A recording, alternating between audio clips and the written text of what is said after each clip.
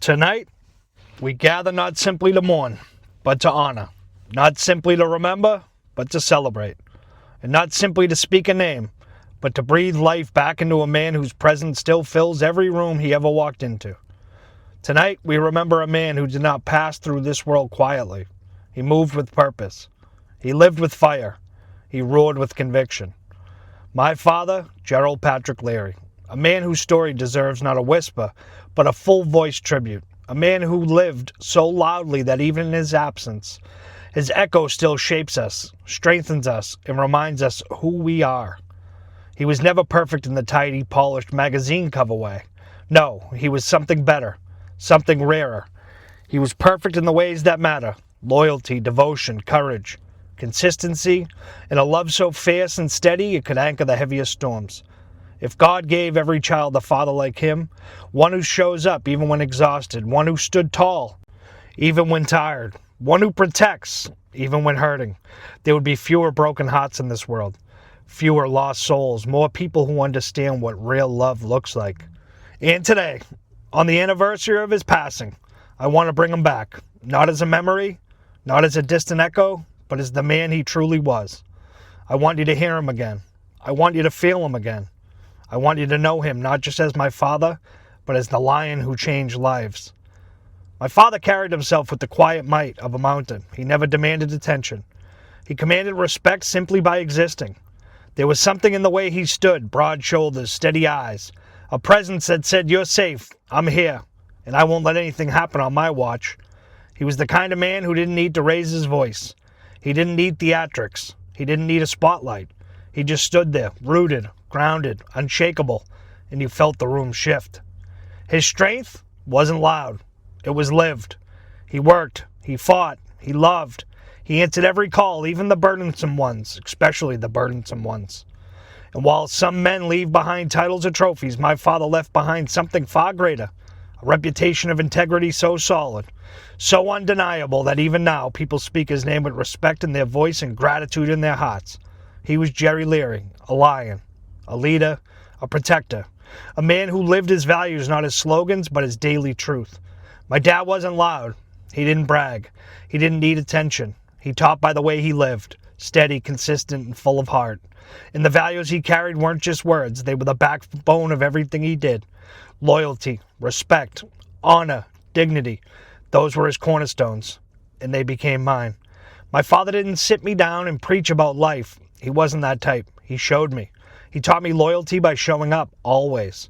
No matter what he was going through, no matter what the day looked like, if someone needed him, he was there. Respect. That was in the way he treated everyone the same. The big shots, the little guys, the people the world overlooked. He listened. He cared. He saw people. Honor to him meant your word meant something. If he said he'd do it, it was done. You didn't need a contract. You had his promise. And dignity. That was his posture. The way he carried himself through the good days and the hard ones. He never let life break his character. But behind all the strength was a man with a huge heart. A man who could make you laugh when you were having the worst day. A man who carried the world quietly but still found a way to lift others. He believed in people. He believed in doing right. And he believed in me. That belief mattered more than anything. It pushed me. It centered me. It made me want to live up to the man he raised me to be. No great man, though, appears out of nowhere. My father came from love, real love, and he carried that legacy like a lantern throughout his life. My grandmother Claire, his mother, was soft-spoken but iron-willed. Her kindness wasn't fragile. It was powerful. It shaped him. She taught him how to treat people, how to listen, how to be gentle in a world that too often encourages men to be hard. Rip, my grandfather, his father, was the backbone, the builder, the man whose hands held both work and family with equal strength. He taught Dad about pride, about dignity, about standing tall even when life tried to bend you. Together, they gave him balance. Compassion from one, courage from the other. Heart from one, discipline from the other. Softness and steel together, they raised a lion with a healer's hand. But before he was a father, or a husband, or a union man, he was a brother. And those early experiences shaped him more than any classroom or textbook ever could. He loved his siblings deeply.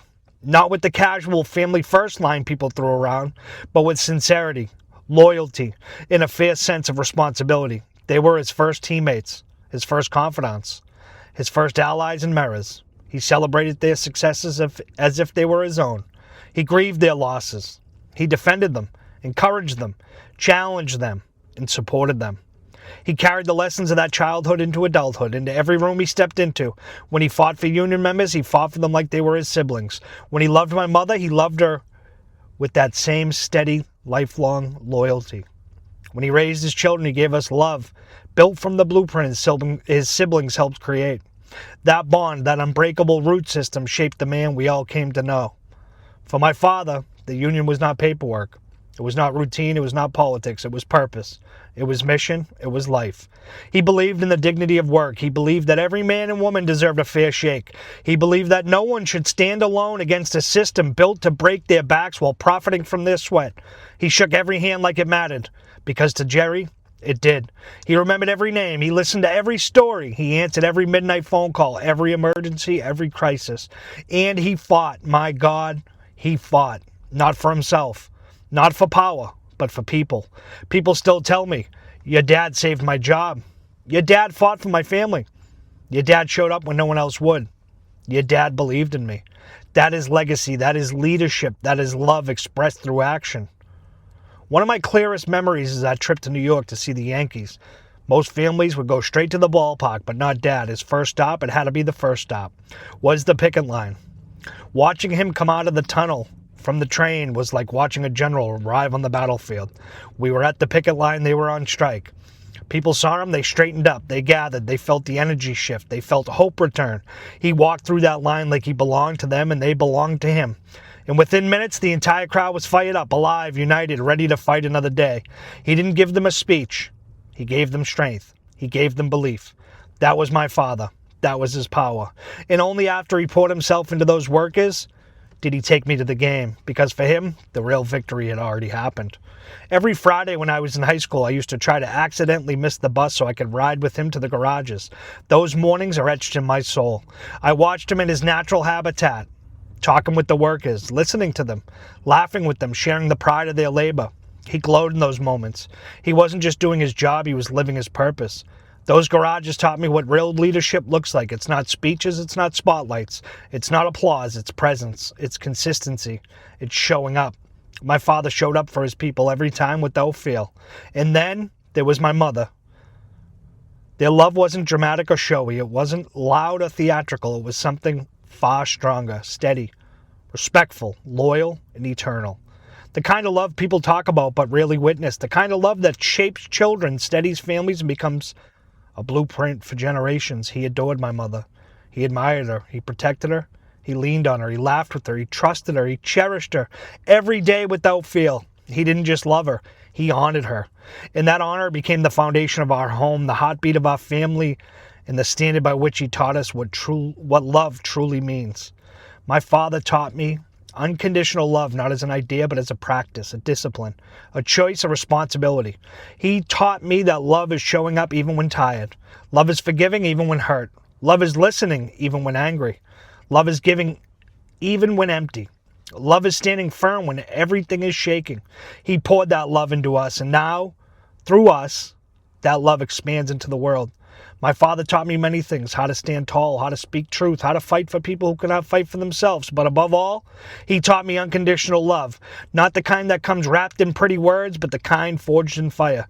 The kind that stays, the kind that holds, the kind that refuses to run, the kind that bends but does not break, the kind that looks you in the eyes and says, "You are mine and I am yours and I am not going anywhere." Unconditional love wasn't an idea to him. It wasn't a promise spoken once and forgotten. It was a lifetime vow he renewed every single day without asking for applause. His love was the kind that shows up on the hard days, shows up when you're hurting, shows up when you're failing, shows up when you're angry, confused, lost, or broken. His love said you don't need to be perfect to be loved. You just need to be you, and I will meet you where you are.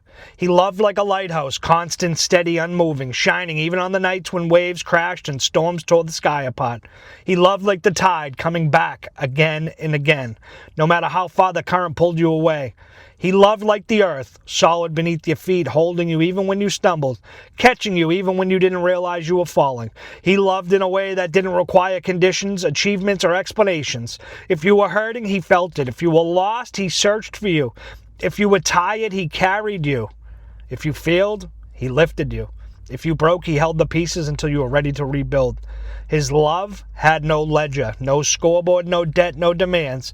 He gave love the same way people breathe, naturally, consistently, without hesitation. And when he loved you, he loved all of you, your strengths, your flaws, your triumphs, your mistakes. He loved the parts of you that made you proud and the parts you tried to hide. He loved you when you were easy to love, and even more fiercely when you weren't. That's unconditional love. That's the poetry he lived by. Not written on paper, but written in action and sacrifice and moments and years and the thousand small ways he said, I care, without ever saying a word. And the beauty, the miracle is that his love did not end when he did. Love like his doesn't die, it multiplies, it expands, it becomes the legacy that outlives the man. I feel him in the love I give to others. I feel him in the compassion I offer. I feel him in the patience I learn from him. I feel him when I choose grace over anger, forgiveness over pride, presence over excuses. His love didn't stay behind. It moved into me. It moves through me. And because of him, I carry a love big enough to heal, strong enough to protect, wide enough to include the world if it needs to. He taught me that unconditional love is not a gift, it's a responsibility, a calling, a sacred duty. And that is the masterpiece of his life. The poem he never wrote, yet somehow wrote across every heart he touched. His love is the torch in my hands now, and as long as I breathe, its flame will never go out. His grandchildren unlocked a part of him few had ever seen. They softened him. They made him laugh with the fullness that could fill a home. They gave him joy that radiated from his face. He cherished their giggles, their stories, their tiny hands gripping his. He was reborn in them, and through them he will never, ever fade. If you want to understand my father, truly understand him, you must see the world through the lens he carried his entire life. The labor movement. For him, labor wasn't a job, it wasn't a title. It wasn't a union card in his wallet, it was a calling. A moral obligation stamped into his soul. He believed that working people weren't just the backbone of society, they were its heart, its dignity, its moral compass. And he devoted every ounce of his strength to protecting that heart. He fought not from duty, but from devotion. Every contract he defended, every negotiation he endured, every worker he lifted, every battle he waged, each act was an expression of love. A love for justice, a love for fairness, a love for people who give this world everything they have and ask for so little in return. But the true measure of a man isn't only in the work he does during his lifetime. It's in the work that continues after he's gone. And my father's legacy did not die with him. No, it did not die with him. It lives loud, proud, and unbroken through three of us who carry his torch with the same fire he lit in them. My brother, young Jerry, my uncle Danny, and myself. Three sons of his spirit. Three branches of one mighty tree. Three voices echoing the same promise he made decades ago. We will show up. We will fight. We will not waver. My brother, young Jerry, walks into the labor movement like someone returning home because in a way he is. When young Jerry advocates for a worker who feels invisible, Dad is there. When he stands firm across the table for power, Dad is there. When he refuses to compromise on dignity, safety, and fairness, Dad is there, steady at his shoulder. He is the rising flame, bright, determined, and fearless. Everything my father hoped the next generation would be. Then there is my Uncle Danny, the quiet warrior, a man forged from the same steel as my father. Solid, unshakable, and loyal to the core. Uncle Danny carries the old school values my father revered. Your word is your bond. Your people are your responsibility. Your integrity is your armor. He does not shout his strength. He embodies it. And when he steps into a room, into a moment, into a fight for what's right, my father's presence is unmistakable, walking in with him. And then there's me. I carry him in my voice, in my work, in my heart, in every story I tell, in every person I lift, in every moment I choose integrity over comfort. He taught me that leadership isn't about standing above people. It's standing with them. He taught me that fairness isn't optional. It's the foundation of everything worth fighting for. He taught me to show up, especially when no one else will. I am my father's echo, and I speak with this courage every time I advocate for others. My father's legacy is not a slogan, it is not a memory. It is not a story that ends. His legacy is living, breathing, marching forward through us, through the workers he defended, through the victories he earned, through the men and women who still stand stronger because he once stood beside them. In the end, what defines a man? Not the money he made, not the things he owned. It's the love he gave, the example he set, the values he passed down. My father left a legacy not written in stone or paper, but in people, in the way he made others feel, in the lessons he taught without even trying, in the way he showed us that strength doesn't have to be loud and goodness doesn't need a spotlight.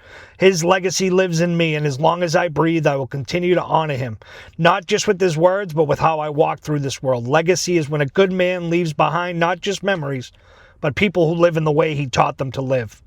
And if you want to see my father's legacy, look around. Look at Local 2222, stronger because of him. Look at the workers, lifted because of him. Look at the families, protected because of him. Look at the unity, preserved because of him. And look at us, his children. We are a continuation of his heartbeat. We carry his fire, his integrity, his lessons, and his love. He is not gone. He is not diminished. He is not a memory fading into the background. He is alive in every act of fairness we choose, alive in every moment of courage we show, alive in every person we stand up for, alive in every loving gesture, every righteous fight, every handshake given with sincerity. He is alive in our voices, alive in our hearts, alive in our children, alive in the union, alive in the world he helped shape. Dad, we carry you. We honor you, we love you, forever and for all the generations that follow. Your roar never died, it just echoes through us now. To my dad's closest friends, the ones who never stopped showing up, thank you. Danny Landers, Johnny Boy Horgan, Bobby Moe, Donna Bohan, Paul Feeney, Jimmy Bodie, the Lyons brothers, Miles Cavey, Linda and Jan, Jackie T, and so many more. Each one of you carried a piece of my father's heart. And somehow, even after he left this world, you kept that piece beating. You were more than his friends. You were his circle, his people, his chosen family. You laughed with him, fought beside him, stood shoulder to shoulder with him in union halls, kitchens, backyards, barrooms, and every moment where life demanded courage. You were there in his victories. You were there in his storms, and when the dust settled, you were still there, loyal, unshakable, and true. And the thing that means the most to me, you're still here today. You check in, you reach out, you keep his stories alive, you keep his lessons alive, and in doing so, you keep him alive. There is no greater honor you could ever give my father or our family. Your loyalty is the kind of loyalty you can't buy, you can't fake, and you can't force. The kind that's built over decades of love, trust, and battle-tested friendship. My father treasured you all, every single one of you, more deeply than he probably ever put into words. So from the bottom of my heart, and on behalf of my family, and to everyone who loved him, thank you for loving him, standing by him, and continuing to stand by us. You are the guardians of his memory. You are part of his legacy, and you will forever be part of the Leary family. And as we close, I want to leave you with something that's close to my heart, something my father lived every single day. Dad, thank you. Thank you for showing me what loyalty looks like. Thank you for teaching me that respect isn't just a word, it's a way you move through the world. Thank you for living with honor, carrying yourself with dignity, and loving fiercely without asking for recognition. But here's the thing I've learned from him. Life doesn't wait. Time doesn't wait. And the people we care about, the people who shaped us, the people still here, they won't wait for us either. So I want to say this to everyone. Love the people who are still here. Make the call you've been putting off. Say the words you've been holding back. Show up for someone today. Not tomorrow, not next week, today, because that's what Dad would do. That's what he taught me. Live like Judgie Leary lived. Love like he loved, steady, unconditional, without limits, without hesitation. Stand up for the people who need you. Protect them. Fight for them. Don't wait for the applause. Don't wait for the recognition. Show up because it's the right thing to do. And when you do, you carry a part of him forward. His fire, his courage, his heart. It doesn't die. It moves through us, through every act of love, through every choice to be better, through every hand you lift, every life you touch. Dad, you are missed. You are celebrated. You are alive in every decision I make. Every moment I choose integrity over comfort, love over indifference, action over silence. To everyone today, call the people who matter. Love the people you have right now. Live boldly, fiercely, and with heart. Live like Judgie Leary did, because life is short. Love is forever, and legacy, real legacy, is carried in how we love, how we show up, and how we make the people around us feel. Dad, I promise you, your roar, your heart, your lessons will echo through me forever, and I will keep passing it on, not just in words, but in life, in love, in action.